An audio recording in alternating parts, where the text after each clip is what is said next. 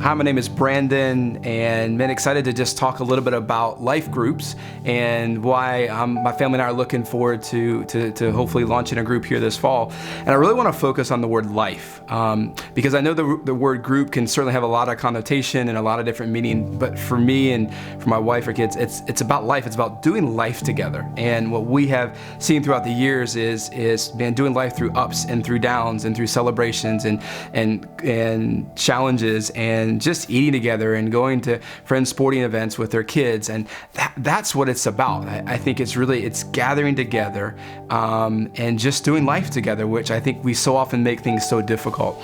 We were part of a group called a missional community, and so it's kind of a similar, some people call it a house church, some people call it this, but it was surrounded around the mission. So the idea was we'd come together around the mission, we invite all people along to parties, and so we did a couple of those. One, we were around the international community.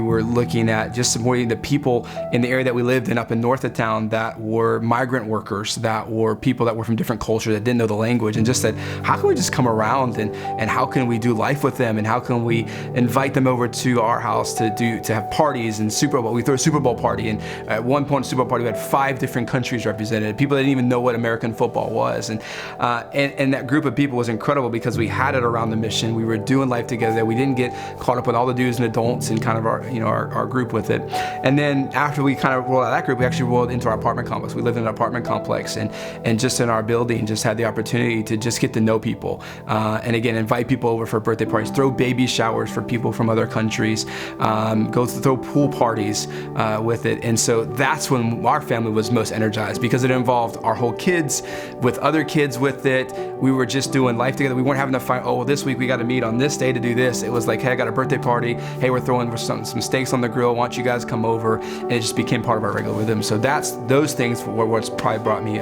most life as I look back over groups that I've been involved in. When you're doing life with people, you can have those conversations, you can have tough things, you can encourage each other, you can challenge each other, with that. And so I think, again, as I'm talking to my friends and I'm talking to my neighbors and the questions I'm asking, the questions they're asking, of me, I'm like, man, this is a great time to just start gathering together, to encourage each other, to pray for each other. Just like, hey, how can I pray for you? And ultimately, I think just get in scripture and really, what does God say about this? And I think we've made things really complicated, over the years. Do this, do that.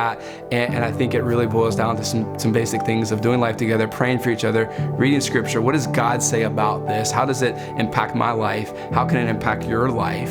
And then it's at the end of the day, locking arms and how we can walk together and hopefully grow in our relationship with Jesus and growing together as a community.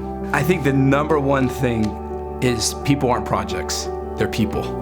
I remember one time in particular, I was somewhere and God he poured out to me. He said, Brandon, because I was getting frustrated. I was conversating with this person and we just weren't seeing eye to eye on some things with it. And God just challenged me. He says, is this person a project or is it a person? And no matter what that person does, do you love that person? Do you care for that person with it? And so I think that's it. Like, it's not projects. People aren't projects, they're people.